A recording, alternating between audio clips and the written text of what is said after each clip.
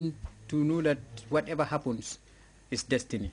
As rightly said by the Minister of Interior, people take these things for granted. If you go to the developed world, I mean, when they are constructing houses, obviously, you know, you need a building permit, you need all these things. And the standards are very clearly laid down. I think the fire service has a very important role to play, especially when it comes to construction. Because when there is fire, they have to go and put out the fire. And if they cannot have access to a building like what happened yesterday, obviously the situation becomes aggravated. At the Afro-Hong Kong Industries Limited in New Jersey, officials arrived to a completely destroyed warehouse abandoned 15 years ago, caught up by fire.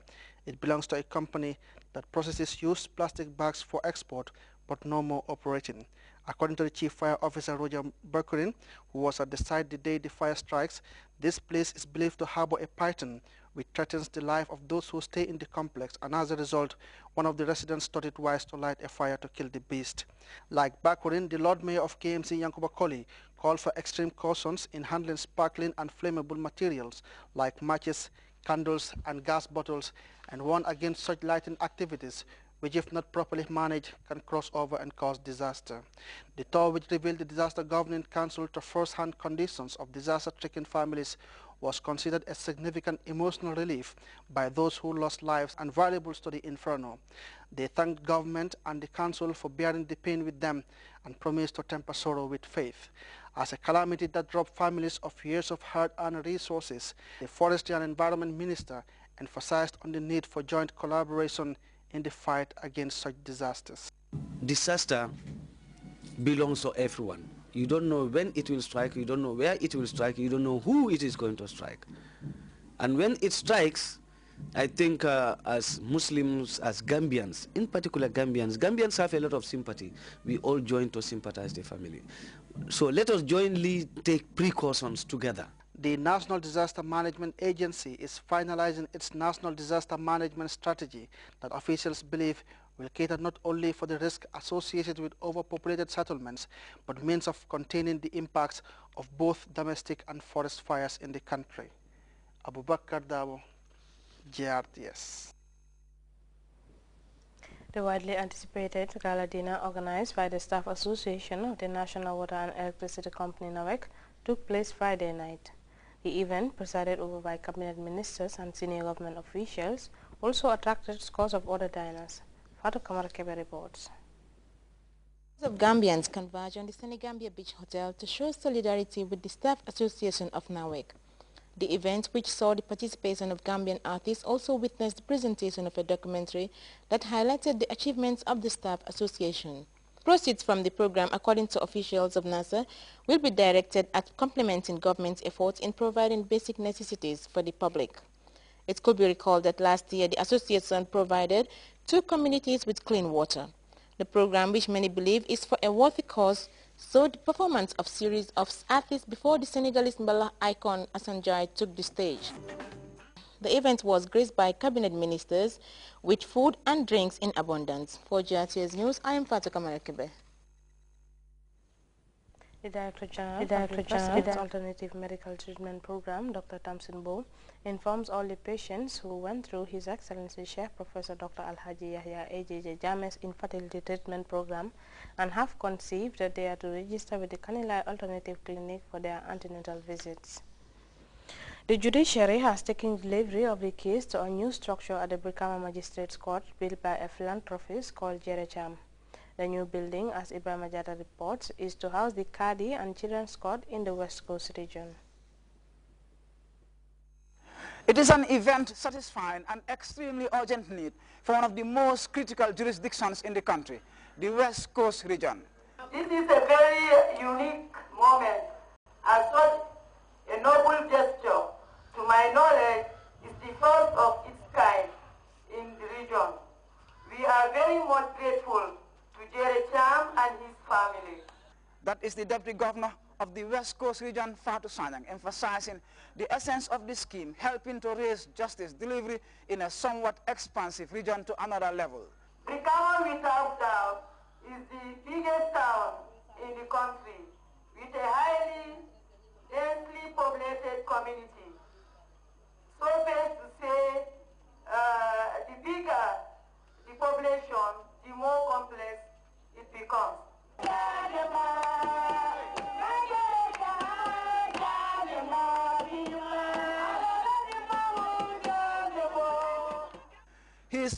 brilliant initiative has brought elation, underscoring an important accomplishment. Jerry Cham is the man behind an initiative he described as his generous contribution to the development process, roused by a vibrant government under the leadership of President Jammeh.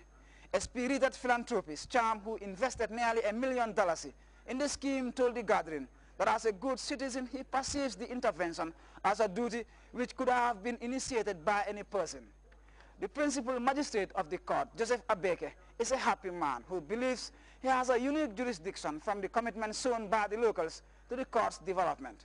The principal magistrate understands the import of a fully instituted Kadi and children's court to the progress of justice delivery in the region. The people of Gambia have made me to be very, very happy, and that I will take home a very good message to the whole world that they should come and learn from Gambia. And two, I will tell you that as far as I'm here in the Gambia, Gambia is my family.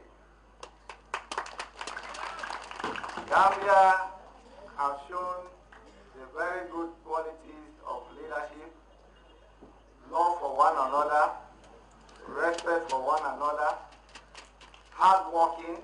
For the Chief Justice of the Gambia, Emmanuel Akome Ajim, the day is exceptional considering the uncommon nature of the initiative. The custodian of the judiciary was profuse in his gratitude to the man behind an initiative seeking to aid the cause of justice. So it is not surprising that Jerry Cham is so moved to the extent that he has broken his bank and deprived himself and his family to show appreciation by contributing for his excellency's effort to improve the lives of the people of the Gambia. We must draw one lesson, like the Imam of Sukuta has said, from this event, that nation building cannot be done only by the president of a country. The judicial scene has been set in Brikama with a fully operational superior court, the establishment of a much-needed Kadi and children's court premises at the magistrate court almost completes the legal setting for the West Coast region. Ibrahima Jata, GRTS. You can also follow that story and other GRTS programs live on our website at www.grts.gm. There you can also monitor GRTS Radio Live. That takes us to our first break. We'll be right back.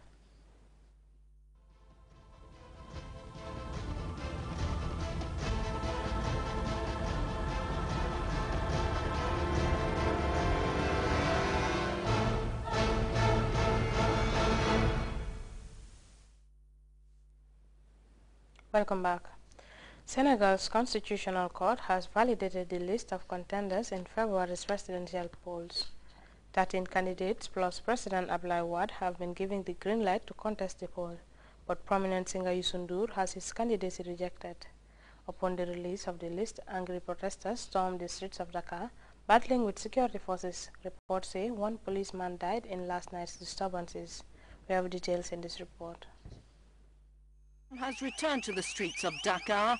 Violence broke out after Senegal's top court ruled that President Abdoulaye Wade can run for office for a third time in February elections. Youth set up barricades at strategic points in the city.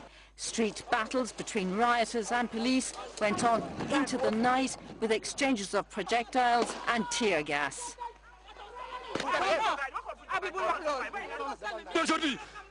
Abdoulaye Wade should know that the people are on the streets and no one can do anything against the revolt. Abdoulaye Wade lied to us.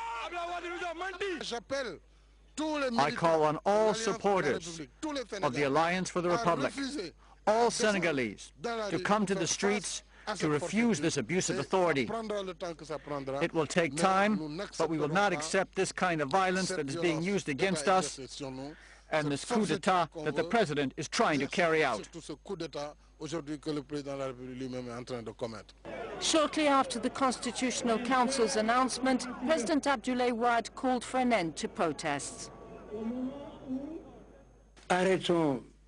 There should be a stop to bad humor protests that will achieve nothing. Threats and violence should end.